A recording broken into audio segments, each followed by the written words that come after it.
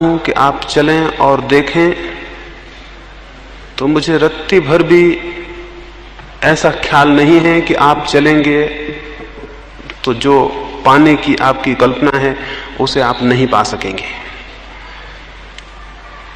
इसलिए ये आश्वासन और विश्वास है कि जिन रास्तों पर मैंने प्रवेश करके देखा है, केवल उनकी ही आपसे बात कर रहा हूं। एक बहुत पीड़ा और संताप के समय को मैंने गुजारा, बहुत चेष्टा के, बहुत प्रयत्न के समय को गुजारा। उस समय बहुत कोशिश, बहुत प्रयत्न करता था अंतस प्रवेश के, बहुत रास्तों से, बहुत पद्धतियों से उस तरफ जाने की बड़ी संलग्न चेष्टा की। बहुत पीड़ा के दिन थे और बहुत दुख और परेशानी के दिन थे, लेकिन सतत प्रयास से, और जैसे पर्वत से कोई झरना गिरता हो और गिरता ही चला जाए तो नीचे की चट्टानें भी टूट जाती हैं, वैसे ही सतत प्रयास से किसी क्षण में कोई प्रवेश हुआ। उस प्रवेश को जिस रास्ते से मैंने संभव पाया, सिर्फ उसी रास्ते की आपसे बात कर रहा हूं। और इसलिए बहुत आश्वासन और बहुत विश्वास से आपको कह सकता हूं कि यदि प्रयोग किया तो परिणाम सुनिश्चित है। तब एक दुख था, तब एक पीड़ा थी, अब वैसा कोई दुख और वैसी कोई पीड़ा मेरे भीतर नहीं है। कल मुझे कोई पूछता था कि इतनी समस्याएं लोग आपके सामने रखते हैं तो आप परेशान नहीं होते? मैंने उन्हें कहा, समस्या अपनी ना हो तो परेशानी का कोई कारण नहीं होता। समस्या दूसरे की हो तो कोई परेशानी नहीं होती है। समस्या अपनी हो तो परेशानी शुरू हो जाती है। मेरी कोई समस्या इस अर्थों में नहीं है, लेकिन एक नए तरह का दुख अब जीवन में प्रविष्ट हो गया। और वो दुख ये है कि मैं अपने चारों तरफ जिन लोगों को भी देखता हूं, उन्हें इतनी परेशानी में और इतनी पीड़ा में अनुभव करता हूं, जबकि मुझे लगता है उनके हल इतने आसान हैं, जबकि मुझे लगता है कि वो द्वार खटखटाएंगे और द्वार खुल जाएगा, और वो द्वार पर खड़े ही रो रहे हैं। तो एक बहुत नए किस्म के दुख और पीड़ा का अनुभव होता है। एक छोटी सी पारसी कहानी में पढ़ता था, एक अंधा आदमी और उसका एक मित्र एक रेगिस्तान को पार करते थे। वे दोनों अलग अलग यात्रा पर निकले थे, रास्ते में मिलना हो गया, और वो आंख वाला आदमी उस अंधे आदमी को अपने साथ ले लिया। वे कुछ दिन साथ साथ चले, उनमें मैत्री घनी हो गई। एक दिन सुबह अंधे आदमी की आंख, अंधा आदमी पहले उठ गया, सुबह उसकी नींद पहले खुल गई। उसने टटोल के अपनी लकड़ी ढूंढी। मरुस्थल की रात थी और ठंड के दिन थे। लकड़ी तो उसे नहीं मिली। एक सांप पड़ा हुआ था जो ठंड के मारे एकदम सिकुड़ के कड़ा हो गया था। उसने उसे उठा लिया। उसने भगवान को धन्यवाद दिया कि मेरी लकड़ी तो खो गई, लेकिन उससे बहुत ज्यादा बेहतर, बहुत चिकनी और बहुत सुंदर लकड़ी मुझे तुमने दे दी। उसने भगवान को धन्यवाद दिया कि तुम बड़े कृपालु हो। उसने उसी लकड़ी से अपने आंख वाले मित्र को धक्का दिया और उठाने की कोशिश की कि उठो, सुबह हो गई है। वो आंख वाला मित्र उठा, देख के घबरा गया, और उसने कहा कि तुम ये क्या हाथ में पकड़े हुए हो? इसे एकदम छोड़ दो, ये सांप है और जीवन के लिए खतरनाक हो जाएगा। वह अंधा आदमी बोला, मित्र, ईर्ष्या के वश तुम मेरी इस सुंदर लकड़ी को सांप बता रहे हो। चाहते हो कि मैं इसे छोड़ दूं तो तुम इसे उठा लो। लेकिन अंधा जरूर हूं, लेकिन इतना नासमझ नहीं हूं।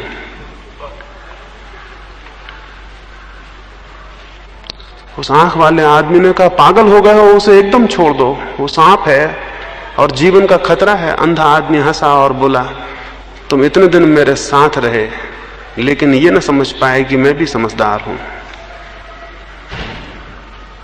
मेरी लकड़ी खो गई है और परमात्मा ने एक बहुत सुंदर लकड़ी मुझे दे दी है, तो तुम उसे सांप बता रहे हो। वह अंधा आदमी गुस्से में मित्र की इस ईर्षा और जलन को देख के अपने रास्ते पर चल पड़ा। थोड़ी देर में सूरज निकला और वो सांप की सिकुड़न समाप्त हो गई, उसकी सर्दी मिट गई, उसमें फिर प्राण का संचार हुआ और उसने उस अंधे आदमी को काट लिया। मैं जिस दुख की आपको बात कह रहा हूं वो वही दुख है जो उस सुबह उस आंख वाले आदमी को उस अंधे मित्र के प्रति हुआ होगा। वैसे ही एक दुख में चारों तरफ जो लोग दिखाई पड़ते हैं उनके प्रति मुझे अनुभव होता है। वे हाथ में जो लिए हैं वो लकड़ी नहीं है, वे हाथ में जो लिए हैं वो सांप है। लेकिन अगर मैं उनको कहूं कि ये सांप है तो शायद उनके मन में हो न मालूम किस ईर्षा के वश, न मालूम किस कारण हमारी लकड़ियों को सांप बताया जा रहा है। ये मैं किसी और के लिए नहीं कह रहा हूं, ये मैं आपके लिए कह रहा हूं। ऐसा मत सोचना कि आपके पड़ोस में जो बैठे हैं उनके लिए कह रहा हूं, बिल्कुल आपके लिए कह रहा हूं। और आपके सबके हाथों में मुझे सांप दिखाई पड़ते हैं। और आप जिनको भी सहारे समझे हुए हैं और लकड़ियां समझे हुए हैं वो कोई सहारे नहीं है और कोई लकड़ियां नहीं है। लेकिन इसके पहले कि आप रास्ता छोड़ के चले जाएं और समझें कि मैंने ईर्ष्यावश आपकी लकड़ी छीनने को कोई बात कही है, इसलिए एकदम उसे सांप नहीं कहता हूं। आहिस्ता आहिस्ता आपको समझाने की कोशिश करता हूं कि जो आप पकड़े हुए हैं वो गलत है। बल्कि ये भी नहीं कहता हूं कि जो पकड़े हुए हैं गलत है, यही कहता हूं कि कुछ और भी श्रेष्ठ है जो पकड़ा जा सकता है। किसी और विराट आनंद को पकड़ा जा सकता है, जीवन में किन्हीं और बड़े सत्यों को पकड़ा जा सकता है। जो आप पकड़े हैं वो आपको डुबाने का कारण हो जाएगा। जीवन भर हम जो करते हैं वही हमें डुबा देता है, सारे जीवन को नष्ट कर देता है। और जब जीवन नष्ट हो जाता है, समाप्त हो जाता है, तब हमें जो पीड़ा और परेशानी पकड़ती है, मृत्यु के क्षण में, अंतिम दिनों में जो मनुष्य को कष्ट पकड़ लेता है, जो संताप पकड़ लेता है, वो यही होता है कि एक बहुत अद्भुत जीवन को मैंने व्यर्थ खो दिया। तो आज की सुबह में सबसे पहले तो ये बात कहूं कि जिस प्यास के लिए मैंने रात को आपको कहा था वो तभी पैदा होगी आप में जब आपको ये दिखाई पड़े और ये अनुभव हो कि जिस जीवन को आप जी रहे हैं वो एकदम गलत है। उस प्यास का जन्म तभी होगा जब आप समझें कि आप जिस जीवन को जी रहे हैं वो गलत है और सार्थक नहीं है। और क्या ये बहुत कठिन बात है समझ लेना? क्या आप सोचते हैं जो आप इकट्ठा कर रहे हैं वो सच में संपत्ति है? क्या आप सोचते हैं कि जो आप इकट्ठा कर रहे हैं उससे आपको जीवन उपलब्ध होगा?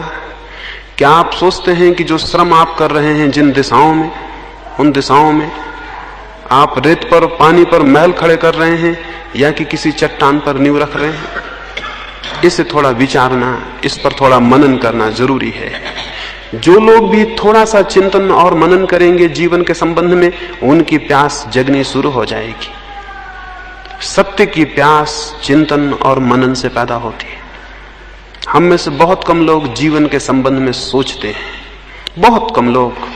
अधिक लोग इस तरह जीते हैं जैसे कोई लकड़ी के टुकड़े को नदी में बहा दे और वो बहा चला जाए, और लहरें उसे जहां ले जाएं वहां चला जाए, किनारों पर ले जाएं तो किनारे चला जाए, और मझधार में ले आए तो मझधार में आ जाए, जिसका अपना कोई जीवन नहीं होता। एक लकड़ी के टुकड़े की तरह हम में से अधिक लोग जीते हैं।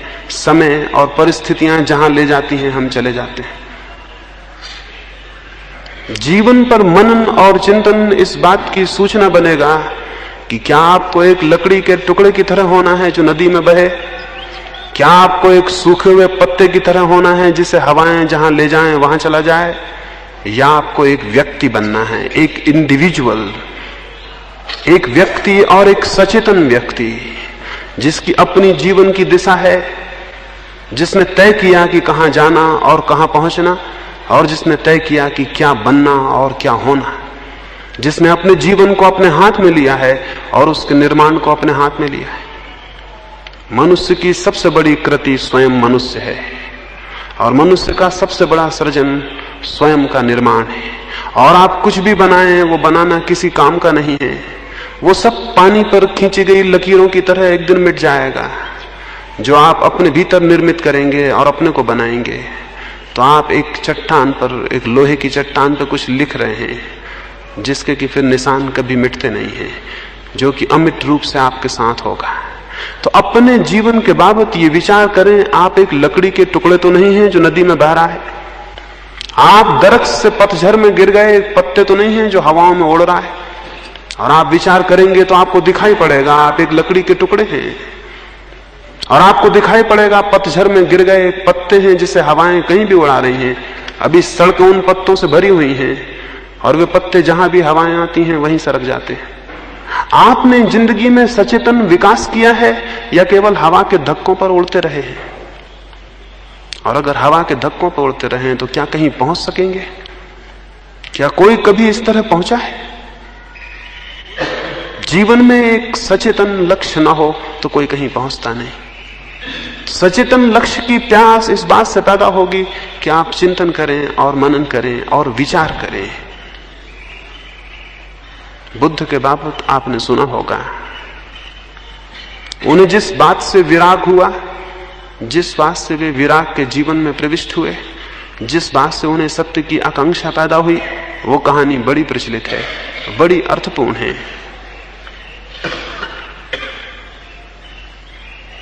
उनके माँ बाप ने बचपन में ही उनको कहा गया कि ये व्यक्ति या तो बहुत बड़ा सम्राट होगा, चक्रवर्ती होगा, या बहुत बड़ा सन्यासी होगा। उनके पिता ने सारी व्यवस्था की, उनकी सुख सुविधा की कि उन्हें कोई दुख दिखाई ही ना पड़े जिससे कि सन्यास पैदा हो। उनके पिता ने उनके लिए मकान बनवाए, उस समय की सारे कला और कौशल सहित उन्होंने सारी व्यवस्था की, बगीचों की, हर मौसम के लिए अलग भवन बनाया, और आज्ञा दी परिचारकों को कि एक कुमलाया हुआ फूल भी गौतम को दिखाई ना पड़े, सिद्धार्थ को दिखाई ना पड़े। उसे ये इस ख्याल ना आ जाए कहीं कि फूल मुरझा जाता है, कहीं मैं तो ना मुरझा जाऊंगा। तो रात उनके बगीचे से सारे कुमलाए फूल और पत्ते अलग कर दिए जाते थे। जो दरख्त थोड़े भी कमजोर हो जाते वो उखाड़ के अलग कर दिए जाते थे। उनके आसपास युवक और युवतियां इकट्ठी थीं, कोई वृद्ध नहीं प्रवेश पाता था। कहीं सिद्धार्थ को ये विचार ना उठाए कि लोग बूढ़े हो जाते हैं, कहीं मैं तो बूढ़ा ना हो जाऊंगा। जब तक वे युवा हुए उन्हें पता नहीं था कि मृत्यु भी होती है, उन तक कोई खबर मृत्यु की नहीं पहुंचाई जाती थी। उनके गांव में लोग मरते भी हैं, इससे उन्हें बिल्कुल अपरिचित रखा गया। कहीं उन्हें ये चिंतन पैदा ना हो जाए कि लोग मरते हैं तो मैं भी तो नहीं मर जाऊंगा। मैं चिंतन का मतलब समझा रहा हूं। चिंतन का मतलब यह है कि चारों तरफ जो घटित हो रहा है उस पर विचार करिए। मृत्यु घटित हो रही है तो सोचिए कि मैं तो नहीं मर जाऊंगा। बुढ़ापा घटित हो रहा है तो सोचिए कि मैं तो बूढ़ा नहीं हो जाऊंगा। चिंतन न पैदा हो जाए बुद्ध में, इसलिए उनके पिता ने सारा उपाय किया। और मैं चाहता हूं कि आप सारा उपाय करें कि चिंतन पैदा हो जाए। उन्होंने उपाय किया कि चिंतन पैदा ना हो जाए, लेकिन चिंतन पैदा हुआ। एक दिन बुद्ध गांव से निकले और राह पर उन्होंने देखा एक बूढ़ा आदमी चला आता है। उन्होंने अपने सारथी को पूछा, इस आदमी को क्या हो गया? ऐसा आदमी भी होता है? सारथी ने कहा, झूठ में कैसे बोलूं, हर आदमी अंत में ऐसे ही हो जाता है। बुद्ध ने तत्क्षण पूछा, मैं भी? उस सारथी ने कहा, भगवान झूठ में कैसे कहूं, कोई भी अपवाद नहीं है। बुद्ध ने कहा, वापस लौट चलो, मैं बूढ़ा हो गया। बुद्ध ने कहा, वापस लौट चलो, मैं बूढ़ा हो गया। अगर कल हो ही जाना है तो बात समाप्त हो गई। इसको मैं चिंतन कहता हूं। लेकिन सारथी ने कहा, हम एक युवक महोत्सव में जा रहे हैं, सारे गांव के लोग प्रतीक्षा करेंगे, इसलिए चलें। बुद्ध ने कहा, अब चलने में कोई रस न रहा। युवक महोत्सव व्यर्थ है क्योंकि बुढ़ापा आता है। लेकिन वे गए और आगे बढ़े और उन्होंने देखा एक अर्थी लिए जाते हैं लोग, कोई मर गया है। बुद्ध ने पूछा, ये क्या हुआ, ये लोग क्या करते हैं? ये कंधों पर किस चीज को लिए हैं? सारथी ने कहा, कैसे कहूं, आज्ञा नहीं, लेकिन असत्य न बोल सकूंगा। यह आदमी मर गया, एक आदमी मर गया है, उसे लोग लिए जाते हैं। बुद्ध ने पूछा, मरना क्या है? और उन्हें पहली दफा पता चला एक दिन जीवन की सरिता सूख जाती है और आदमी मर जाता है। बुद्ध ने कहा, बिल्कुल वापस लौट चलो, मैं मर गया। यह आदमी नहीं मरा, मैं मर गया, इसको मैं चिंतन कहता हूं। वह आदमी चिंतन और मनन में समर्थ हुआ है जिसने दूसरे पे जो घटा है उससे समझा और जाना है कि वो उस पर भी घटित होगा।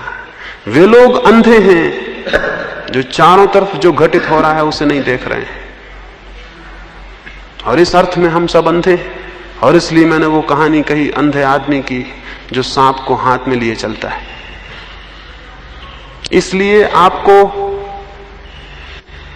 पहला जो बहुत महत्वपूर्ण है वो ये कि आंख खोल के चारों तरफ देखिए क्या घटित हो रहा है, और उस घटित होने से चिंतन पैदा होगा, मनन पैदा होगा, और वो मनन प्यास देगा और किसी विराट सत्य को जानने की। ये इस पीड़ा को बहुत मैंने अनुभव किया। वो पीड़ा गई, और उसके जाने में जिन सीढ़ियों को मुझे दिखाई पड़ना शुरू हुआ, उन सीढ़ियों में पहली सीढ़ी की आज मैं चर्चा करूंगा। ऐसा मुझे दिखाई पड़ता है कि परम जीवन या परमात्मा या आत्मा या सत्य को पाने के लिए दो बातें जरूरी हैं। एक बात तो जरूरी है जो परिधि की जरूरत है, समझें, साधना की परिधि। और एक बात जरूरी है जिसको हम कहेंगे साधना का केंद्र। साधना की परिधि और साधना का केंद्र, या साधना का शरीर और साधना की आत्मा। साधना की परिधि पर आज मैं चर्चा करूंगा, और कल साधना की आत्मा पर या साधना के केंद्र पर, और परसों साधना के परिणाम पर। ये तीन ही बातें हैं, साधना की परिधि, साधना का केंद्र और साधना का परिणाम। या यूं कह सकते हैं कि साधना की भूमिका, साधना और साधना की सिद्धि। साधना की भूमिका या साधना की परिधि में आपकी जो परिधि है वही संबंधित होती है। आपके व्यक्तित्व की परिधि आपका शरीर है, साधना की परिधि भी आपका शरीर है। साधना का बिल्कुल प्रारंभिक चरण आपके शरीर पर रखना होता है। इसलिए एक बात स्मरण रखें कि शरीर के संबंध में अगर सुनी सुनाई कोई बुरी भावना मन में हो, उसे फेंक दें। शरीर मात्र साधन है, संसार का भी और सत्य का भी। शरीर न शत्रु है न मित्र है, शरीर मात्र साधन है। आप चाहें तो उससे पाप करें और चाहें तो पुण्य करें, चाहें तो संसार में प्रविष्ट हो जाएं और चाहें तो परमात्मा में प्रवेश पा लें। शरीर मात्र साधन है, उसके संबंध में कोई दुर्भाव मन में ना रखें। ऐसे बहुत सी बातें प्रचलित हो गई हैं कि शरीर दुश्मन है और शरीर पाप है और शरीर बुरा है और शत्रु है और इसका दमन करना है। वो मैं आपको कहूं गलत है। न शरीर शत्रु है न शरीर मित्र है। आप उसका जैसा उपयोग करते हैं वही वो साबित हो जाता है। और इसलिए शरीर बड़ा अद्भुत है, शरीर बड़ा अद्भुत है। दुनिया में जो भी बुरा हुआ है वो भी शरीर से हुआ है, और जो भी शुभ हुआ है वो भी शरीर से हुआ है। शरीर केवल एक उपकरण है, एक यंत्र है। साधना भी जरूरी है कि शरीर से शुरू हो, क्योंकि बिना इस यंत्र को व्यवस्थित किए आगे कोई भी नहीं बढ़ सकता। शरीर को बिना व्यवस्थित किए कोई आगे नहीं बढ़ सकता। तो पहला चरण है शरीर शुद्धि। शरीर जितना शुद्ध होगा उतना अंतस में प्रवेश में सहयोगी हो जाएगा। शरीर शुद्धि के क्या अर्थ है?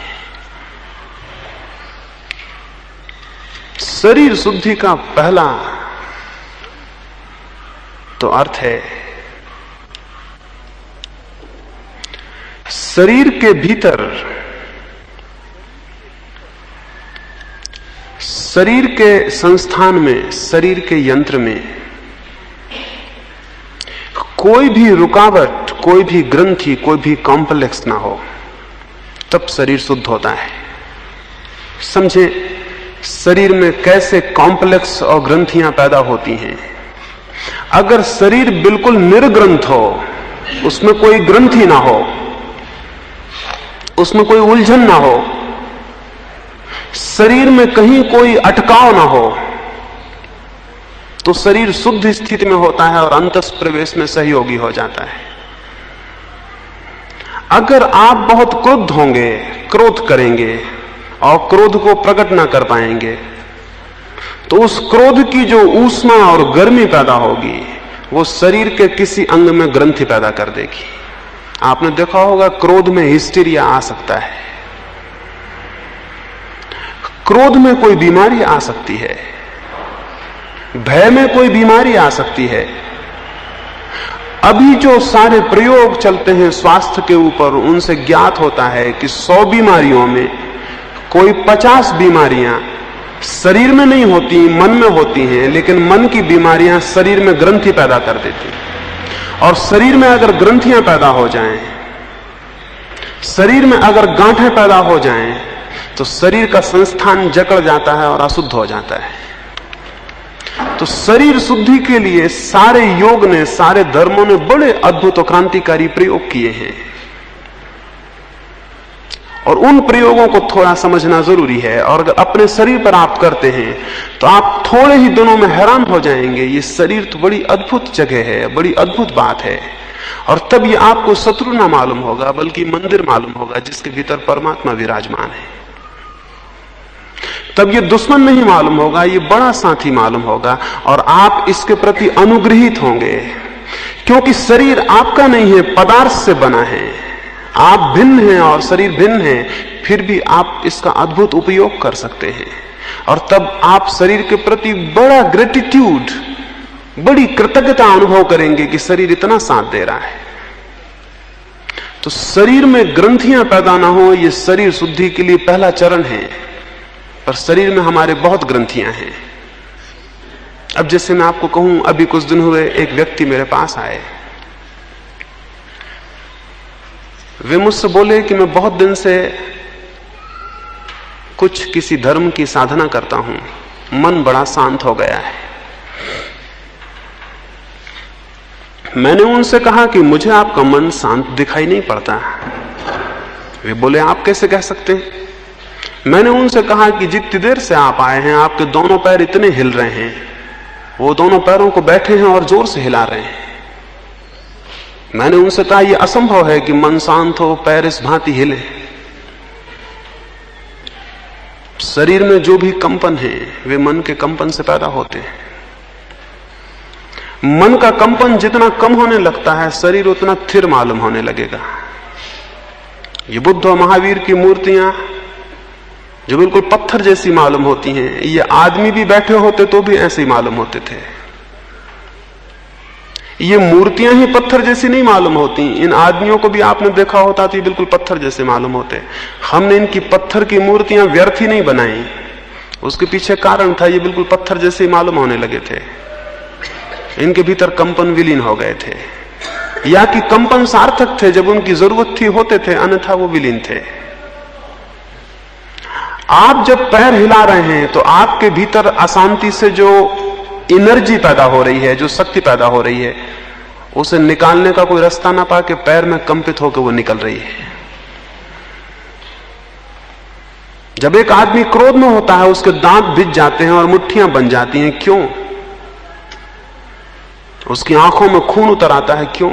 आखिर मुट्ठियां बंधने से क्या प्रयोजन?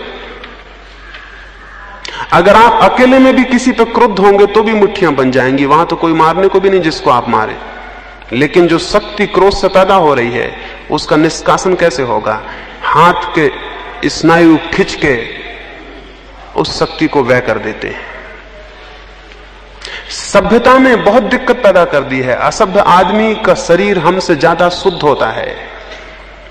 एक जंगली आदमी का शरीर हमसे बहुत शुद्ध होता है, उसमें ग्रंथियां नहीं होती, क्योंकि उसके भावावेश वो सहज प्रकट कर देता है। लेकिन हम अपने भावावेगों को दबा लेते हैं। समझ लीजिए आप दफ्तर में हैं और मालिक ने कुछ कहा, आपको क्रोध तो आया लेकिन आप मुट्ठियां नहीं भींच सकते। वो जो शक्ति पैदा हुई उसका क्या होगा? शक्ति नष्ट नहीं होती, स्मरण रखिए, कोई शक्ति नष्ट नहीं होती। अगर आपने मुझे गाली दी और मुझे क्रोध आ गया, लेकिन यहां इतने लोग थे कि मैं उसे प्रकट नहीं कर सका, ना मैं दांत भींच सका, ना मैं हाथ खींच सका, ना मैं गाली बक सका, ना मैं गुस्से में कूद सका, ना मैं पत्थर उठा सका, तो उस शक्ति का क्या होगा जो मेरे भीतर पैदा हो गई? वो शक्ति मेरे शरीर के किसी अंग को क्रिपल्ड कर देगी, और उसको क्रिपल्ड करने में, उसको विकृत करने में वह हो जाएगी, एक ग्रंथि पैदा होगी। शरीर की ग्रंथियों का मेरा मतलब यह है, शरीर में हमारे बहुत ग्रंथियां पैदा हो जाती हैं। और आप शायद हैरान होंगे, आप कहेंगे ऐसी तो हमें कुछ ग्रंथियां पता नहीं है। तो मैं आपको एक प्रयोग करने को कहता हूं, आप देखें, फिर आपको पता चलेगा कितनी ग्रंथियां हैं।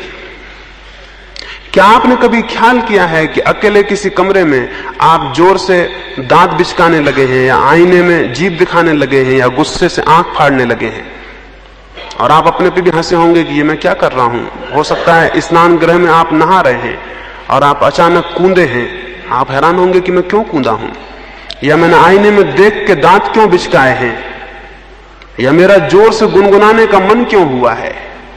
मैं आपको कहूं किसी दिन आधा घंटे को सप्ताह में एक एकांत कमरे में बंद हो जाएं और आपका शरीर जो करना चाहे करने दें, आप बहुत हैरान होंगे। हो सकता है शरीर आपका नाचे, जो करना चाहे करने दें, आप उसे बिल्कुल ना रोकें, और आप बहुत हैरान होंगे। हो सकता है शरीर आपका नाचे, हो सकता है आप कूदें, हो सकता है आप चिल्लाएं, हो सकता है आप किसी काल्पनिक दुश्मन पर टूट पड़े, ये हो सकता है। और तब आपको पता चलेगा कि ये क्या हो रहा है। ये सारी ग्रंथियां हैं जो दबी हुई हैं और मौजूद हैं और निकलना चाहती हैं, लेकिन समाज नहीं निकलने देता और आप भी नहीं निकलने देते। ऐसा शरीर बहुत सी ग्रंथियों का घर बना हुआ है, और जो शरीर ग्रंथियों से भरा हुआ है वो शरीर शुद्ध नहीं होता, वो भीतर प्रवेश नहीं कर सकता। तो योग का पहला चरण होता है शरीर शुद्धि, और शरीर शुद्धि का पहला चरण है शरीर की ग्रंथियों का विसर्जन। तो नई ग्रंथियां तो बनाए नहीं, और पुरानी ग्रंथियां विसर्जन करने का उपाय करें।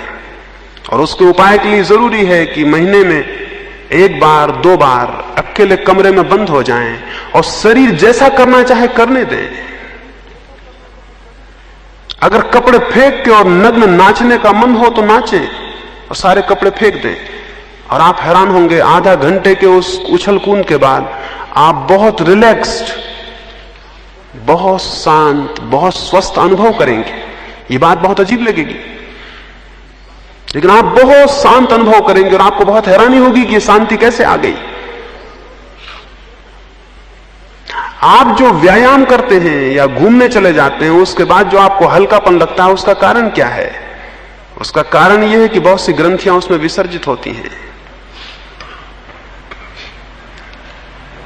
आपको पता है आपका लड़ने का जो मन होता है, लोगों से उलझने का जो मन होता है, उसका कारण क्या है? आपके भीतर बहुत सी शक्तियां ग्रंथियों की तरह मौजूद हैं, वो विसर्जित होना चाहती हैं। इसलिए आप बिल्कुल उत्सुक होते हैं कि कोई मिल जाए और कुछ हो जाए। जब युद्ध का समय आता है, पिछले 2 महायुद्ध हुए, उन महायुद्धों में आप जो सुबह से अखबार पढ़ते हैं बहुत उत्सुकता से, और सारी दुनिया में बड़ी खूबियों की बातें घटित होती हैं। युद्ध के समय 2 बातें घटित हुई। दुनिया में आत्महत्याएं एकदम कम हो गई थी, आपको शायद पता नहीं होगा। पिछला महायुद्ध हुआ, उसके पहले पहला महायुद्ध हुआ। मनोवैज्ञानिक बहुत हैरान हुए कि आत्महत्याएं कम क्यों हो गई, एकदम आत्महत्याएं कम हो गई। जब तक युद्ध चला आत्महत्याएं नहीं हुई, सारी दुनिया में उनका अनुपात एकदम गिर गया। इसका कारण क्या था? और मनोवैज्ञानिक बहुत परेशान हुए। उन दोनों खून भी नहीं हुए, आत्महत्याएं भी नहीं हुई, और एक बड़ी बात हुई, मानसिक बीमारों की संख्या कम रही युद्ध के समय में। तो अंततः यह समझ में आया कि युद्ध की जो खबरें थीं, जो जोश खरोश था, उसमें मनुष्य की बहुत सी ग्रंथियां विसर्जित हुई, और उतनी ग्रंथियों ने उसको बचाया। जैसे कि युद्ध की खबरें आप सुनते हैं तो आप किसी न किसी तरह उसमें संलग्न हो जाते हैं। आपका क्रोध, समझ लीजिए आप गुस्से में आ गए हैं। अगर आप हिटलर के प्रति गुस्से में आ गए हैं तो लोग हिटलर की मूर्ति बना के जला देंगे, नारे लगाएंगे, चिल्लाएंगे, घर में बैठ के हिटलर को गालियां देंगे, काल्पनिक दुश्मन हिटलर तो मौजूद नहीं है आपके सामने, और उसमें आपके बहुत सी ग्रंथियां विसर्जित होंगी, और उसका परिणाम यह होगा कि आपको मानसिक स्वास्थ्य मिलेगा। इसलिए आप हैरान होंगे, हम चाहते हैं कि युद्ध ना हो, लेकिन भीतर से हमारा कोई मन चाहता है कि युद्ध हो। युद्ध के वक्त लोग काफी खुश नजर आते हैं, हालांकि खतरा बहुत उपद्रव का होता है, लेकिन लोग खुश नजर आते हैं। अभी हिंदुस्तान पे चीन का हमला हुआ, आप में एकदम से जो शक्ति का संचार हुआ था, आप समझते हैं उसका कारण क्या था? उसका कारण था आपकी बहुत सी ग्रंथियां जो शरीर में बंधी थी वो उस गुस्से में निकली और आप हल्के हुए। और जब तक दुनिया में ऐसे लोग हैं जिनके शरीर अशुद्ध हैं, तब तक युद्ध से नहीं बचा जा सकता। युद्ध तब समाप्त होंगे जब लोगों के शरीर इतने शुद्ध होंगे कि उनके पास कोई ग्रंथियां युद्ध में विसर्जित करने को नहीं होंगी। आपको मैं ये कह रहा हूं, ये बहुत अजीब सा लगेगा, लेकिन जब तक लोगों के शरीर शुद्ध स्थिति में नहीं है, दुनिया से युद्ध बंद नहीं हो सकते, कोई कितनी कोशिश करे। युद्ध का मजा रहेगा। आपको भी लड़ने में मजा आता है, इससे जरा विचार करना। आपको लड़ने में मजा आता है। वो लड़ाई चाहे किसी तल की हो, चाहे श्वेतांबर दिगंबर जैन से लड़ता हो और चाहे हिंदू मुसलमान से लड़ता हो, वो लड़ाई का कोई तल हो, आप हैरान होंगे। आप देखते हैं कि एक एक छोटा धर्म बनता है, उसमें 20-20 संप्रदाय बन जाते हैं, फिर एक एक संप्रदाय में छोटे छोटे संप्रदाय बन जाते हैं। क्या कारण है? लोगों के शरीर अशुद्ध हैं और ग्रंथियों से भरे हैं, और उनको लड़ने के लिए कोई भी बहाना चाहिए। वो कोई छोटा सा बहाना लेंगे और लड़ेंगे, और लड़ने से उनको राहत मिलेगी, उनको हल्कापन आएगा। तो शरीर शुद्धि प्राथमिक चरण है साधना का। तो आपके लिए मैं 2 बातें कहता हूं। पुरानी जो ग्रंथियां हैं उनको विसर्जित करने का तो उपाय यह है कि आप एकांत में बिल्कुल जंगली हो जाएं, छोड़ दें सारा ख्याल, कमरा बंद कर लें, और एक एक सारी परतें जो आपने जबरदस्ती अपने ऊपर लाद रखी हैं वो सब छोड़ दें, और फिर होने दें शरीर क्या करता है उसे देखें आप। वो नाचता है, कूदता है, गिर के पड़ा रह जाता है, घूंसे तानता है, किसी काल्पनिक दुश्मन को मारता है, छुरी मारता है, गोली चलाता है, क्या करता है उसे देखें और चुपचाप उसे करने दें। आप 1-2 महीने के प्रयोग में बहुत हैरान हो जाएंगे। आप पाएंगे आपके शरीर ने एक अद्भुत सरलता, सात्विकता और शुद्धि को उपलब्ध किया है। उसका विसर्जन होगा, पुरानी ग्रंथियों की निर्जरा होगी। जो पुराने साधक जंगलों में चले जाते थे और एकांत पसंद करते थे और नहीं चाहते थे भीड़ में आए, उसका कुल सबसे बड़े कारणों में एक कारण यह भी था। उन एकांत में आपको पता नहीं महावीर ने क्या किया, आपको पता नहीं है बुद्ध ने क्या किया, आपको पता नहीं मोहम्मद ने क्या किया, कोई किताबें नहीं कहती कि उन्होंने क्या किया। उन पहाड़ों पर जब वो थे तो वो क्या कर रहे थे। मैं आपको कहता हूं कि ये हो नहीं सकता कि उन्होंने ये ना किया हो, कि उन्होंने शरीर की ग्रंथियां विसर्जित ना की हो। महावीर को तो हम निर्ग्रंथ कहते हैं, और उसका मैं जो अर्थ करता हूं यही करता हूं। सारी ग्रंथियां छीन जिसकी हो गई, और सारी ग्रंथियों का प्रारंभिक चरण शरीर है। तो शरीर की ग्रंथियां जो पीछे पकड़ी हैं उनको विसर्जित करना आपको पहले अजीब सा लगेगा। अगर आपको जोर से हंसी आए अपने इस काम पे कि मैं ये क्या पागलपन कर रहा हूं कि कूद रहा हूं, तो जोर से हंसिए। अगर आपको खूब रोना आए तो जोर से रोइए, आप बहुत हैरान होंगे। अगर आपको भी मैं यहां कह दूं कि आप बिल्कुल छोड़ दें अपना ख्याल, तो आप में से कई लोग रोने लगेंगे और कई लोग जोर से हंसने लगेंगे। कभी कोई रुदन जो आना चाहा होगा वो भीतर दबा रह गया है, वो निकलेगा। और कभी कोई हंसी जो फूट पड़नी चाहिए थी लेकिन रोक ली गई है, वो कहीं ग्रंथि बन के रुकी हुई है, वो भी निकलेगी। बहुत एब्सर्ड मालूम होगा कि ये क्या हो रहा है, लेकिन ये होगा। इसका एकांत में प्रयोग करें तो शरीर शुद्धि के लिए जो पुराने हमारे ऊपर ग्रंथियां हैं वो हल्की होंगी। दूसरी बात, नई ग्रंथियां ना बने, इसका उपयोग करें। ये तो पुरानी ग्रंथियों के विसर्जन के लिए मैंने कहा। नई ग्रंथियां हम रोज बनाए चले जा रहे हैं। आपको मैंने कोई एक अपशब्द कह दिया और आपको क्रोध उठा, लेकिन सभ्यता और शिष्टता आपको उस क्रोध को प्रकट नहीं करने देगी। एक शक्ति का पुंज आपके भीतर घूमेगा, वो कहां जाएगा? वो किन्हीं नसों को सिकोड़ के इर्छा तिरछा करके बैठ जाएगा। इसलिए क्रोधी आदमी के चेहरे में, आंखों में, और शांत आदमी के चेहरे में और आंखों में फर्क होता है, क्योंकि वहां किसी क्रोध के वेग ने किसी चीज को विकृत नहीं किया है। और शरीर तब अपने परिपूर्ण सौंदर्य को उपलब्ध होता है जब उसमें कोई ग्रंथियां नहीं होती। यानी शरीर के सौंदर्य का कोई और मतलब ही नहीं है। आंखें तब बड़ी सुंदर हो जाती हैं, तब कुरूप से कुरूप शरीर भी सुंदर दिखने लगता है। गांधी का शरीर कुरूप था जब वे युवा थे, लेकिन जैसे जैसे वे बूढ़े होते गए उनमें एक अभिनव सौंदर्य आया जो बहुत अद्भुत था। वो सौंदर्य शरीर का नहीं था, वो ग्रंथियों के क्षीण होने का था।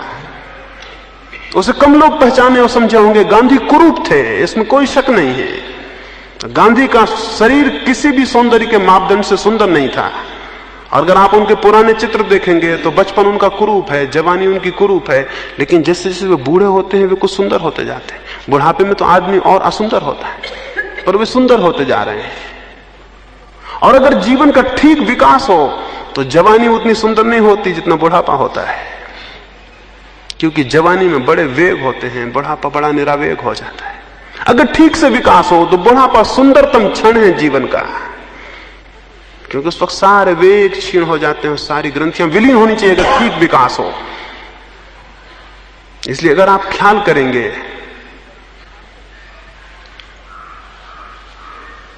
कैसे ये हमारी विकृति इकट्ठी होती है शरीर के वेग की।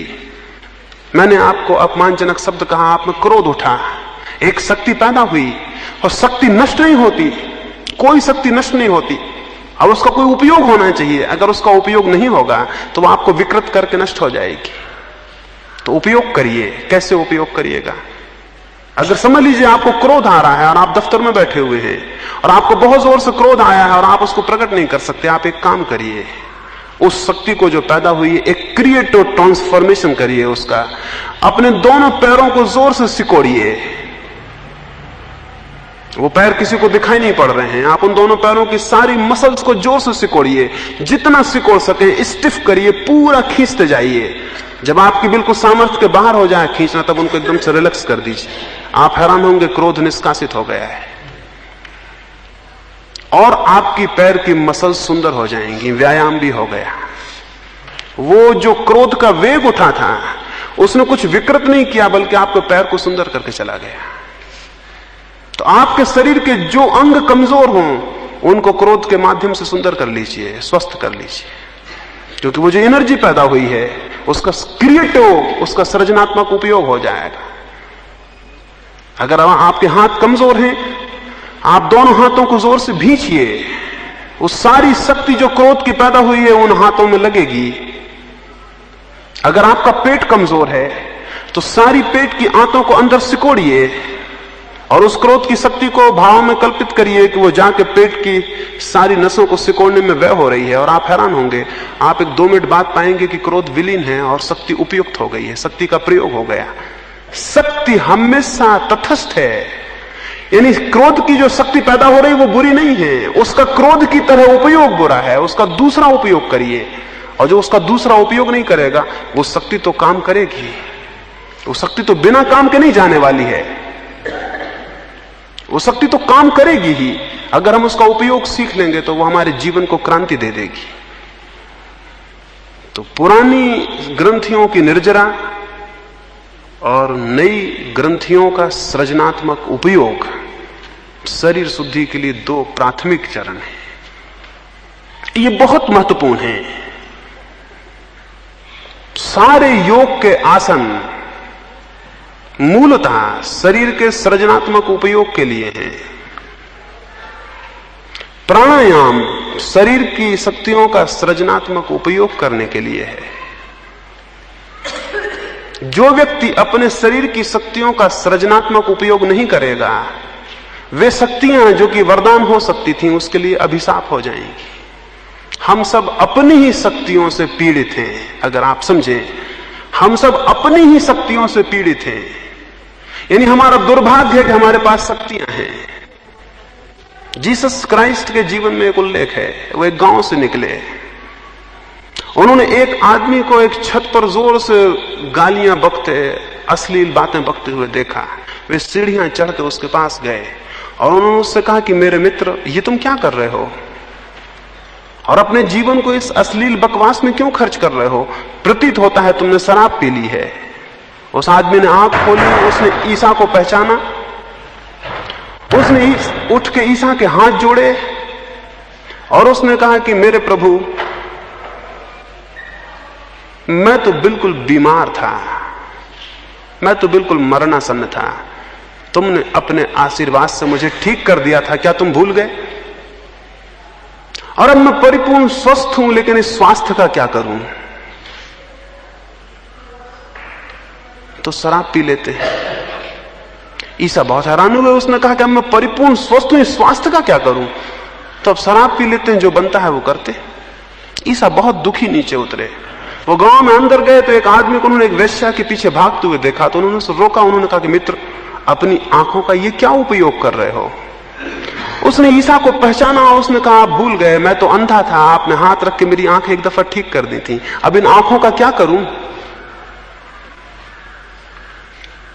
ईसा बहुत दुखी मन उस गांव से वापस लौटते थे। एक आदमी गांव के बाहर छाती पीट कर रो रहा था। ईसा ने उसके सिर पर हाथ रखा और कहा कि क्यों रो रहे हो?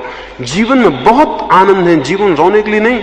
उसने ईसा को पहचाना, उसने कहा, अरे भूल गए, मैं मर गया था और कब्र में लोग मुझे ले जा रहे थे, तुमने अपने जादू से मुझे जिंदा कर दिया था, अब इस जीवन का मैं क्या करूं? ये कहानी बिल्कुल काल्पनिक को झूठी सी मालूम होती है, लेकिन हम क्या कर रहे हैं? हम इस जीवन का क्या कर रहे हैं? हमारे पास जीवन में जो भी शक्तियां मिली हैं, उन सब से हम स्वयं अपना डिस्ट्रक्शन, उनसे हम स्वयं अपना विनाश कर रहे हैं। जीवन के दो ही रास्ते हैं, जो शक्तियां आपके शरीर और मन में हैं, उनका विनाश कर लें, यही नरक का रास्ता है। और जो शक्तियां और ऊर्जाएं, जो एनर्जीज आपके भीतर हैं, उनका सृजनात्मक उपयोग कर लें, यही स्वर्ग का रास्ता है। सृजन स्वर्ग है और विनाश नरक है। अपनी शक्तियों का जो सृजनात्मक, सारी शक्तियों का सृजनात्मक उपयोग कर ले, उसने स्वर्ग की तरफ चरण रखने शुरू कर दिए। और जो अपनी शक्तियों का विनाशात्मक उपयोग कर ले, वो नरक की तरफ जा रहा है, और कोई मतलब नहीं है। आप अपने से पूछें, आप क्या कर रहे हैं? जब एक आदमी क्रोध से भरता है तो आप समझते हैं कितनी शक्ति, कितनी डायनेमिक फोर्स उसमें पैदा होती है। क्या आपको पता है एक कमजोर आदमी भी क्रोध में आके एक ऐसी चट्टान उठा सकता है जो कि उसने कभी शांत क्षणों में उठाने की कल्पना नहीं कर सकता था? क्या आपको पता है एक क्रुद्ध आदमी अपने से बहुत बलिष्ठ शांत आदमी को क्षणों में परास्त कर सकता है?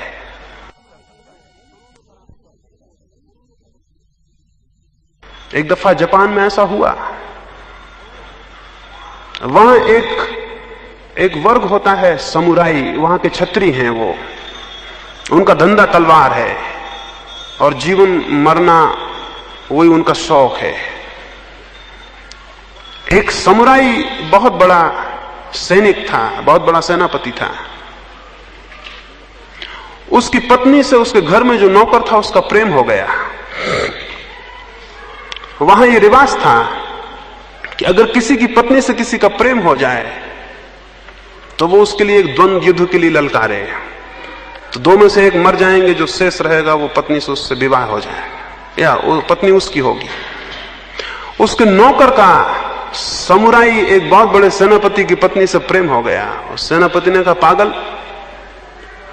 अब द्वंद्व युद्ध के सिवा कोई रास्ता नहीं है, अब हम लड़ेंगे, अब तू कल तलवार लेकर सुबह आ जा। वो तो बड़ा घबराया, वो तो तलवार का मास्टर था, वो तो अद्भुत कुशल आदमी था जो मालिक था। ये बेचारा नौकर घर में झाड़ू बुहारी लगाता था, ये क्या तलवार ले, इसने कभी तलवार छुई नहीं थी। इसने उससे कहा कि मैं कैसे तलवार उठाऊंगा, लेकिन उसने कहा इसके सिवाय कोई रास्ता नहीं है, रास्ता यही है कि तुम कल तलवार लेके आ जाओ। वो घर गया, उसने रात भर सोचा, इसके सिवाय कोई रास्ता ही नहीं था। उसने सुबह तलवार उठाई, उसने कभी इसके पहले जिंदगी में तलवार नहीं उठाई थी। उसने सुबह तलवार उठाई, वो तलवार लेके पहुंचा। लोग देख के दंग रह गए, वो तो जैसे आग का अंगारा था जब वो तलवार लेके वहां पहुंचा। वो सेनापति थोड़ा घबराया और उसने पूछा कि तुम तलवार उठाना भी जानते हो? वो बिल्कुल गलत ही पकड़े हुए था। उसने कहा कोई सवाल नहीं, अब मरना ही है, और मरना ही है तो मारने की कोशिश करेंगे। तो मरना तय है, अब एक मारने की कोशिश करेंगे। और वो बड़ा अजीब द्वंद्व युद्ध हुआ, उसमें सेनापति मारा गया और वो नौकर जीता। उसमें इस वजह से कि मरना ही है और कोई रास्ता नहीं है, अद्भुत ऊर्जा और शक्ति पैदा हुई। वो तलवार चलाना बिल्कुल नहीं जानता था, उसने बिल्कुल ही गलत वार किए, बिल्कुल ही गलत, जो कि उसके ही विपरीत थे। लेकिन उसके वार देख के, उसके क्रोध को और उसकी स्थिति को देख के सेनापति पीछे हटने लगा। उसकी सारी कुशलता व्यर्थ हो गई, क्योंकि वो बिल्कुल शांत लड़ रहा था, उससे कोई खास बात नहीं थी, उसके लिए लड़ाई बिल्कुल साधारण सी बात थी। वो पीछे हटने लगा और उस ऊर्जा में उसकी मृत्यु हुई, उसे मरना पड़ा। और वो आदमी जीता जो कि बिल्कुल ही नासमझ था, जो उस कला को भी नहीं जानता था। क्रोध में या ऐसे किसी भी वेग में आपके भीतर बहुत शक्ति उत्पन्न होती है। आपके सारे कण, आपके शरीर में जितने लिविंग सेल्स हैं, जितने जीवित कोष्ठ हैं, वो सब के सब अपनी शक्ति का दान करते हैं। और आपके शरीर में बहुत से संरक्षित कोष हैं शक्ति के, वे हमेशा सुरक्षा के लिए सेफ्टी मेजर्स हैं, वे सामान्यतः काम में नहीं आते।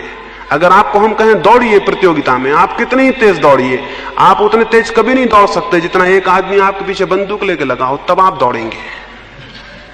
तो सवाल यह है कि आप अपनी चेष्टा से बहुत दौड़े प्रतियोगिता में, लेकिन आप उतने कभी नहीं दौड़ सकते जब एक आदमी बंदूक लेके लगा। उस वक्त जो सेफ्टी मेजर्स हैं आपके भीतर, आपके शरीर में जो ग्रंथियां शक्ति को रखे हुए हैं जरूरत के लिए, वे अपनी शक्ति को खून में छोड़ देती हैं।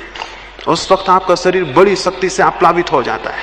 अगर उस शक्ति का उपयोग सृजनात्मक ना हो तो वो शक्ति आपको ही खंडित करेगी और आपको ही तोड़ देगी।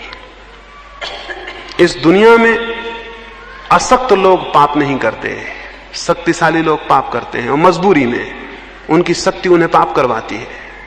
इस दुनिया में अशक्त लोग बुरे काम नहीं करते, इस दुनिया में शक्तिशाली लोग बुरे काम करने को मजबूर हो जाते हैं, क्योंकि शक्ति का सृजनात्मक उपयोग उन्हें पता नहीं है।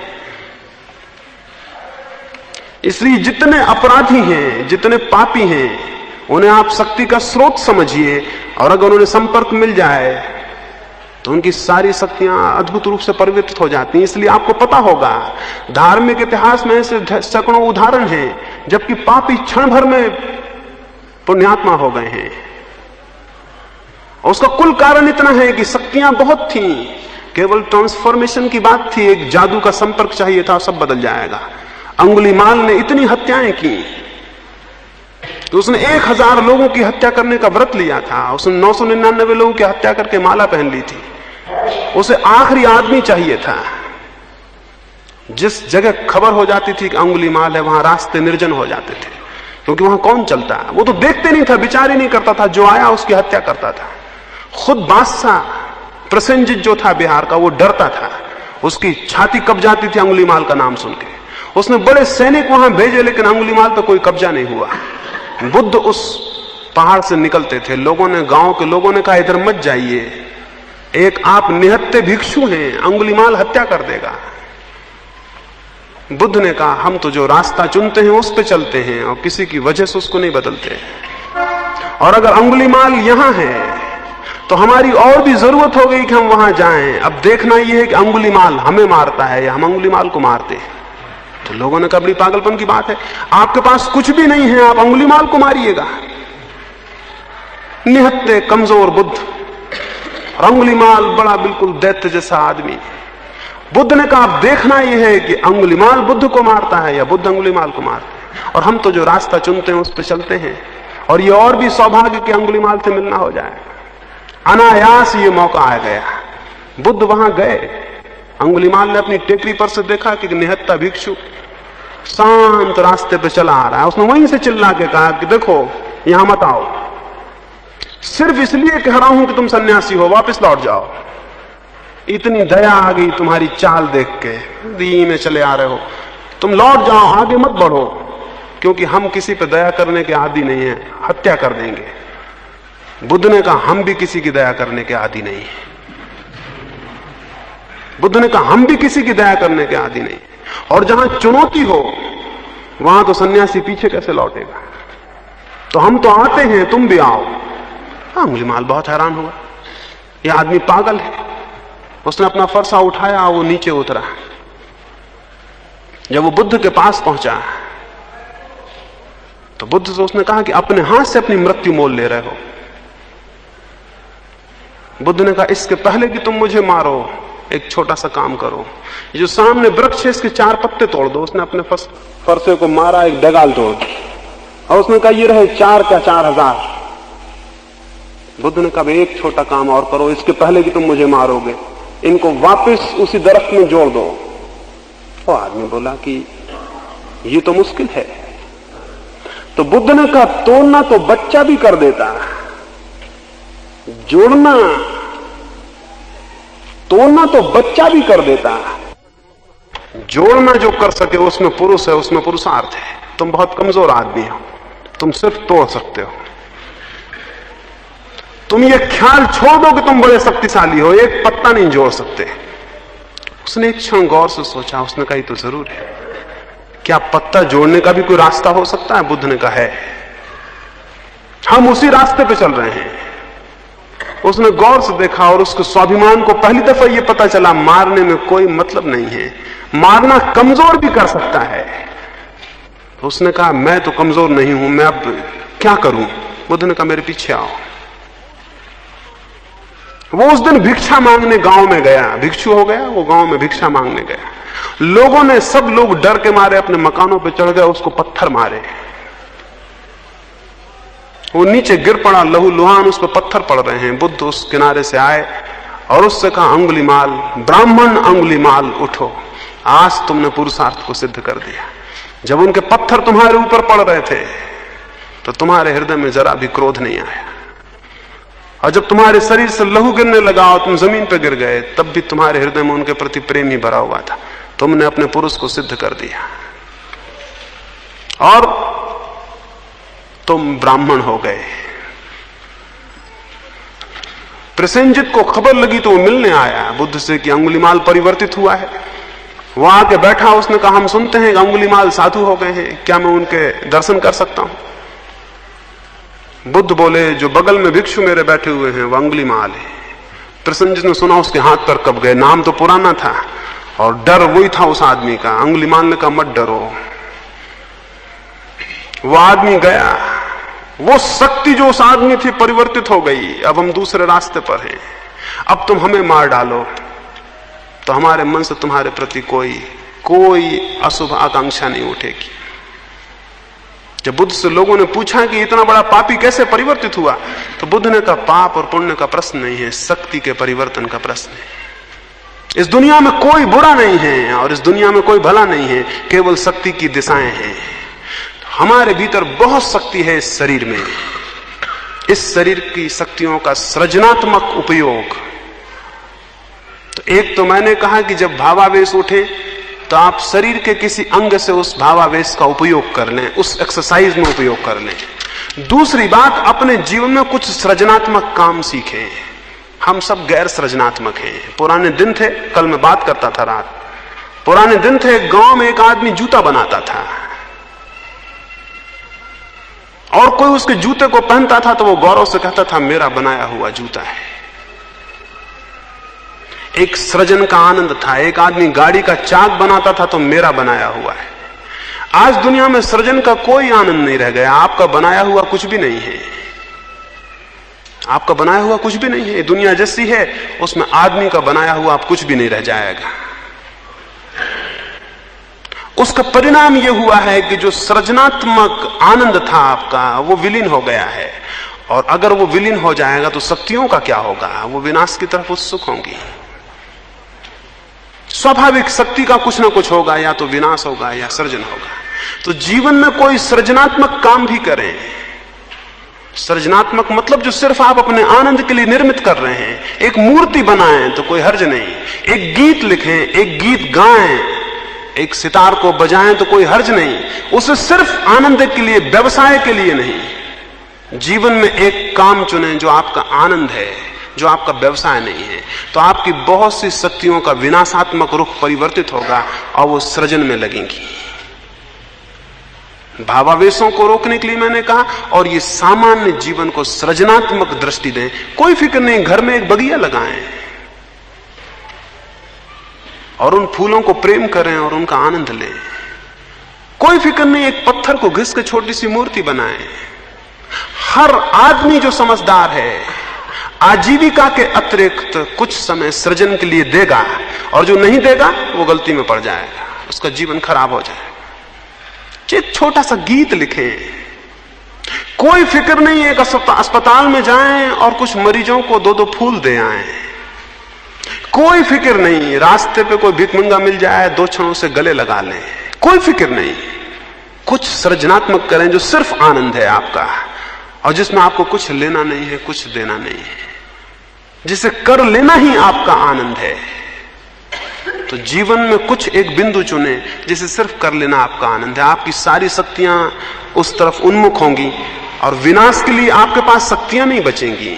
जो आदमी जितना सृजनात्मक होगा उतना ही उसका क्रोध, उसका सेक्स विलीन हो जाएगा। ये असृजनात्मक आदमी के लक्षण हैं। आपके पास बहुत शक्ति है, वो कहां जाएगी? वो सेक्स से निकलेगी, काम वासना से निकलेगी। निकलना जरूरी है। जो दुनिया में बहुत बड़े बड़े सृजनात्मक मूर्तिकार, चित्रकार या कवि हुए हैं, उनके अविवाहित रह जाने का और कोई रहस्य नहीं है। कुल इतना ही रहस्य है कि वो सारी शक्ति उनकी सृजन में विलीन हो गई, वो ट्रांसफॉर्म हो गई, सब्लिमेट हो गई। अगर वो वहां सब्लिमेट ना होती तो बहुत निम्न तल के सृजन में व्यय होती, संतति के सृजन में, वो बच्चे पैदा करने में व्यय होती। वही शक्ति जो कि किन्हीं अमर काव्यों के, अमर चित्रों के निर्माण में व्यय हो गई। तो जीवन में शक्ति का सब्लिमेशन, उसका उदात्तीकरण बहुत जरूरी है। तो एक ये स्मरण रखें, शरीर की संपूर्ण शुद्धि के लिए जीवन में कुछ सृजनात्मक होने की चेष्टा करें। सृजनात्मक मनुष्य ही केवल धार्मिक हो सकता है, और कोई मनुष्य धार्मिक नहीं हो सकता। शरीर शुद्धि के लिए ये बुनियादी बातें मैंने आपसे कही, बहुत बुनियादी। अब बहुत गौण बातें हैं, ये बहुत बुनियादी बातें हैं। इनको जो संभालता है गौण बातें अपने आप समझ जाएंगी। बहुत गौण बातों में ये है जिसको हम अपने मुल्क में आहार कहते हैं, वो शरीर शुद्धि में उपयोगी है। आपका शरीर तो बिल्कुल भौतिक संस्थान है, उसमें आप जो डालते हैं उसके परिणाम होने स्वाभाविक हैं। अगर मैं शराब पी लूंगा तो मेरे शरीर के सेल बेहोश हो जाएंगे, ये बिल्कुल स्वाभाविक है। और अगर शरीर मेरा बेहोश है तो उस बेहोशी का परिणाम मेरे मन पर पड़ेगा। मन और शरीर बहुत अलग अलग नहीं है, बहुत संयुक्त है। हमारा जो व्यक्तित्व है वो शरीर और मन ऐसा अलग अलग नहीं, शरीर मन ऐसा इकट्ठा है, वो साइकोसोमेटिक है। उसमें हमारा शरीर और मन इकट्ठा है। शरीर का ही अत्यंत सूक्ष्म हिस्सा मन है और मन का ही अत्यंत स्थूल हिस्सा शरीर है। इसे यूं समझिए, ये दोनों बिल्कुल अलग अलग चीजें नहीं हैं। इसलिए जो शरीर में घटित होगा उसके परिणाम मन में प्रतिध्वनित होते हैं, और जो मन में घटित होता है उसके परिणाम शरीर तक आ जाते हैं। अगर मन बीमार है, शरीर ज्यादा देर स्वस्थ नहीं रहेगा। अगर शरीर बीमार है तो मन ज्यादा देर स्वस्थ नहीं रह सकेगा। ये खबरें एक दूसरे में सुनी और समझी जाती हैं। इसलिए जो लोग मन को स्वस्थ रखने का उपाय समझ लेते हैं, वे शरीर के बाबत मुफ्त में बहुत सा स्वास्थ्य उपलब्ध कर लेते हैं, जिसके लिए वो कोई कमाते नहीं, जिसके लिए वो कोई प्रयास नहीं करते। शरीर और मन संयुक्त घटना है। शरीर पर जो होगा वो मन पर होगा। इसलिए आपके अपने आहार में, आपके भोजन में आपको थोड़ा विवेकपूर्ण होना जरूरी है। पहली बात, वो इतना ज्यादा ना हो कि शरीर उसके कारण आलस्य से भरता हो। आलस्य अशुद्धि है। वो ऐसा ना हो कि शरीर उत्तेजना से भरता हो। उत्तेजना अशुद्धि है, क्योंकि उत्तेजना ग्रंथियां पैदा करेगी। वो ऐसा ना हो कि शरीर क्षीण होता हो, क्योंकि क्षीणता कमजोरी है, और शक्ति अगर उत्पन्न ना होगी तो परमात्मा की तरफ विकास भी नहीं हो सकता। शक्ति पैदा हो लेकिन शक्ति उत्तेजक ना हो, ऐसा आहार होना चाहिए। शक्ति पैदा हो लेकिन वो इतनी ना हो कि शरीर उसके कारण आलस से भर जाए।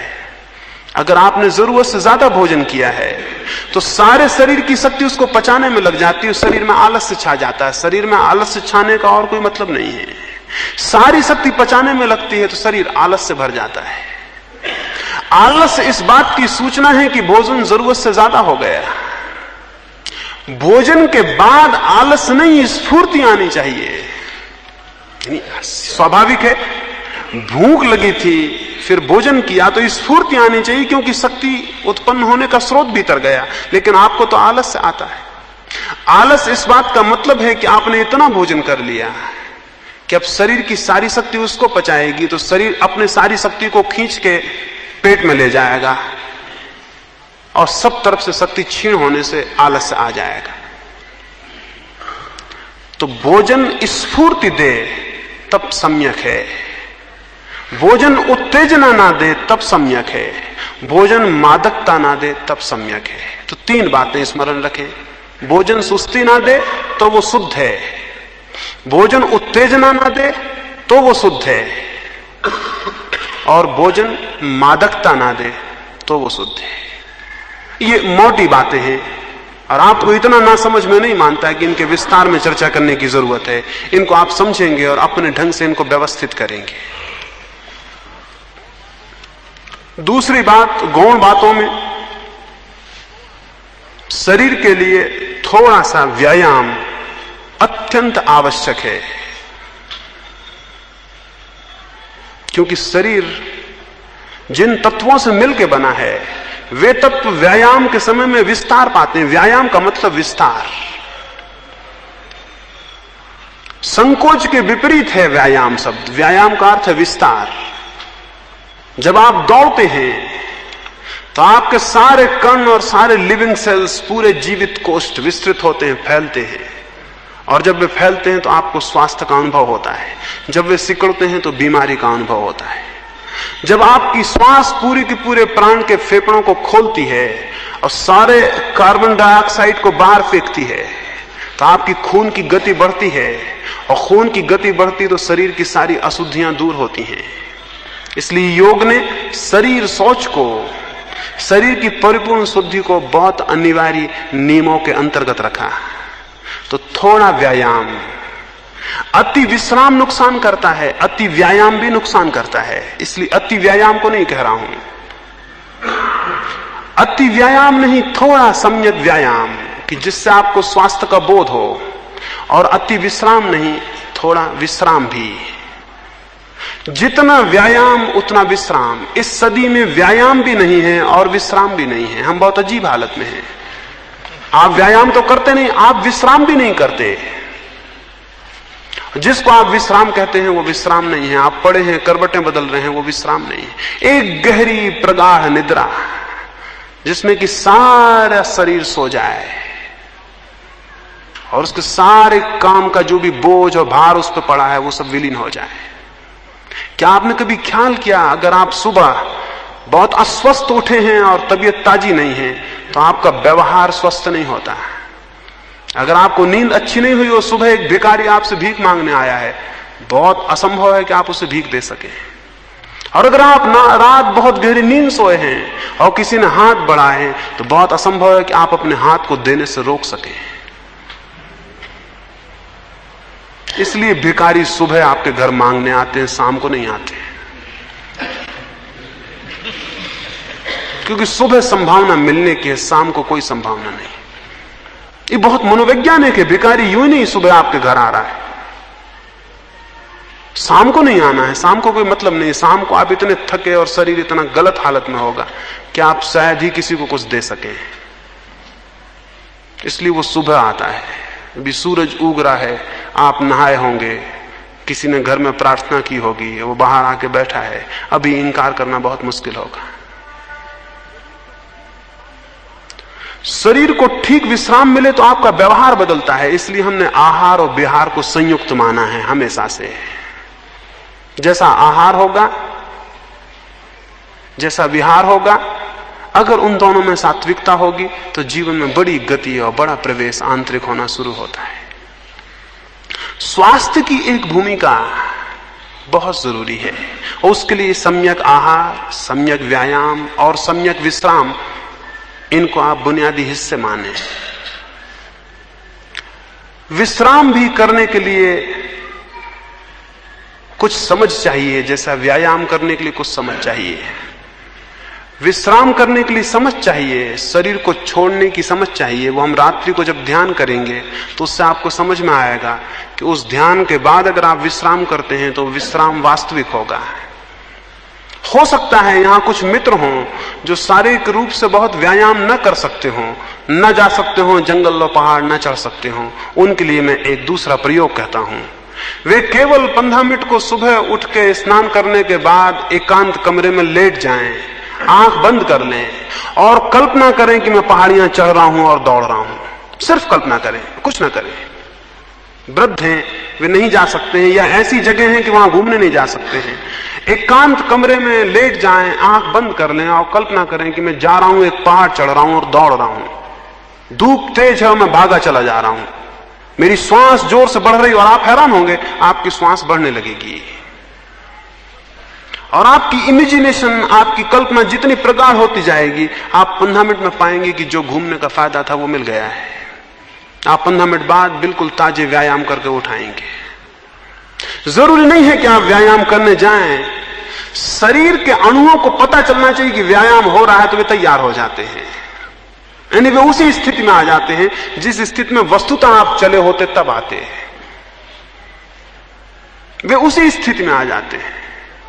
क्या आपने कभी ख्याल नहीं किया, स्वप्न में घबरा गए हो तो उठने के बाद भी हृदय कपता रहता है? क्यों? स्वप्न की घबराहट तो बड़ी झूठी थी, लेकिन हृदय क्यों कपरा है? जागने पे भी क्यों कपरा है? हृदय तो कब गया। हृदय को बिल्कुल पता नहीं है कि ये स्वप्न में घटना घटी कि सच में घटना घटी। हृदय को तो पता है कि घटना घटी, बस। तो अगर आप इमेजिनेशन में भी व्यायाम करते हैं तो फायदा उतना ही हो जाता है जितना कि वस्तुतः व्यायाम करिए, कोई भेद नहीं पड़ता। इसलिए जो बहुत समझदार थे इस मामले में, उन्होंने बड़ी अद्भुत तरकीबें निकालनी थी। अगर उन्हें आप एक जेल में भी बंद कर दें तो उनके स्वास्थ्य को कोई नुकसान नहीं पड़ेगा, क्योंकि वो 15 मिनट विश्राम करके और व्यायाम कर लेंगे। इसको भी देखें, जो नहीं जा सकते हैं, नहीं जाने की स्थितियों में हैं, वो इसका प्रयोग करें। और निद्रा के लिए रात्रि का जो ध्यान है उसके बाद निद्रा करें। शरीर ऐसे शुद्ध होगा, और शरीर शुद्ध होगा तो शरीर की शुद्धि भी अपने आप में एक अद्भुत आनंद है, और उस आनंद में फिर और अंतस प्रवेश होता है। ये पहला चरण हुआ। दूसरे 2 चरण हैं भूमिका के, विचार शुद्धि और भाव शुद्धि, उनकी मैं बात करूंगा। 3 चरण होंगे परिधि के, शरीर शुद्धि, विचार शुद्धि, भाव शुद्धि, और 3 चरण होंगे केंद्र के, शरीर शून्यता, विचार शून्यता और भाव शून्यता। ये 6 चरण जब पूरे होते हैं तो समाधि घटित होती है। तो उनकी हम क्रमशः इन 3 दिनों में बात करेंगे। ये बात काफी होगी, इस पर आप विचार करेंगे, समझेंगे और इसका प्रयोग करेंगे। क्योंकि मैं जो कुछ कह रहा हूं वो सब प्रयोग करने की बात है। प्रयोग करेंगे तो ही उसका अर्थ खुलेगा, अन्यथा मेरी बातचीत से उसका कोई अर्थ नहीं खुलता। अब हम सुबह का ध्यान करेंगे और फिर विदा होंगे। सुबह के ध्यान के लिए थोड़ी सी बात आपको कह दूं। सुबह के ध्यान का पहला चरण तो वही होगा जिसको हमने रात्रि में संकल्प कहा। 5 बार हम संकल्प की स्थिति करेंगे। उसके बाद जब संकल्प हम कर चुके होंगे, 2 मिनट तक धीमी सांस लेकर बैठे रहेंगे। उसके बाद हम भावना करेंगे। पहले संकल्प, फिर भावना और फिर ध्यान, ऐसे 3 चरण होंगे सुबह के लिए। संकल्प रात्रि को जैसा मैंने कहा वैसा, श्वास को पूरा गहरा अंदर ले जाएंगे। जब श्वास अंदर जाने लगेगी तब मन में ये भाव करेंगे कि मैं संकल्प करता हूं कि मेरा ध्यान में प्रवेश होकर रहेगा, मैं ध्यान में प्रविष्ट होऊंगा। इस भाव को करते रहेंगे जब श्वास अंदर जाएगी और पूरे फेफड़ों में भरेगी। पूरी भर लेनी है, जितनी आपसे बन सके। फिर उसे 1 सेकंड, 2 सेकंड, जितनी देर आप रोक सकें रोके रखना है। जब श्वास को आप ले जाते हैं पूरा ले जाएं, फिर उसे थोड़ी देर रोकें। जिन्हें योग ने पूरक कुंभक और रेचक कहा है वही प्रक्रिया है। श्वास को पूरा अंदर ले जाएं, फिर उसे रोकें और इस पूरे वक्त संकल्प करते रहें, मन में वही संकल्प गूंजता रहे। फिर पूरी श्वास को बाहर फेंकें, मन में वही संकल्प गूंजता रहे। फिर थोड़ा रुकें और मन में वही संकल्प गूंजता रहे। इस भांति आपके पूरे अंतश्चेतन मन तक, अंतःकरण तक ये संकल्प प्रविष्ट हो जाएगा। आपके पूरे व्यक्तित्व को पता चल जाएगा कि निर्णय हुआ है कि ध्यान में प्रवेश करना है, तो आपको पूरे व्यक्तित्व का सहयोग मिलेगा। अन्यथा आप ऊपर ही घूमते रहेंगे, उससे कोई अंतर नहीं पड़ेगा बहुत। तो पहले तो संकल्प, फिर भावना। संकल्प के बाद भावना, जो मैंने कल आपको कही, आशा, आनंद, विश्वास, वो 2 मिनट तक करेंगे। 2 मिनट तक अपने सारे शरीर को अनुभव करेंगे कि आप बहुत स्वास्थ्य से भरे हुए हैं, बहुत आनंद का अनुभव कर रहे हैं, सारे शरीर के कण कण प्रफुल्ल हो गए हैं और बड़ी आशा की स्थिति है, कुछ होगा। संकल्प, फिर ये भावना कि मेरे चारों तरफ अत्यंत शांति है, मेरे भीतर अत्यंत आनंद है, मेरे भीतर अत्यंत आशा है और मेरे शरीर का कण कण उन्मुख है और उत्सुक है और प्रफुल्ल है। इसको भाव करेंगे। उसके बाद फिर सुबह का ध्यान करेंगे। सुबह के ध्यान में रीढ़ को सीधा रखना है, बिना हिले डुले आराम से बैठ जाना है, सारे शरीर के कंपन को छोड़ देना है, रीढ़ को सीधा कर लेना है, आंख को बंद कर लेना है। फिर धीमी श्वास लेनी है, बहुत आहिस्ता श्वास लेनी है और आहिस्ता ही श्वास छोड़ देनी है। श्वास को देखना है भीतर, आंख बंद किए श्वास को देखते रहना, वो भीतर गई और बाहर गई। श्वास को देखने के 2 उपाय हैं। एक तो है एब्डोमेन पर देखना, जहां पेट ऊपर नीचा होता है, और दूसरा है नाक के पास जहां श्वास छूती है वहां देखना। जिसको जहां सुविधाजनक मालूम पड़े वहां देखे। अधिक लोगों को सुविधाजनक पड़ेगा कि वे नाक के पास देखें। श्वास अंदर प्रविष्ट होगी, नाक को लगती है, फिर निकलेगी, फिर लगती है, उसी स्थान को आप देखें कि श्वास लगी, अंदर गई, श्वास गई, बाहर गई। जो लोग पीछे प्रयोग किए हैं नाभि का, उनको नाभि का सुविधाजनक मालूम पड़ता हो, वो नाभि के पास देखें कि पेट ऊपर उठा, नीचे गिरा। जहां जिसको ठीक लगे वहां उस प्रयोग को कर ले। सिर्फ 10 मिनट तक श्वास को देखता रहे। तो अब हम बैठे सुबह के प्रयोग के लिए।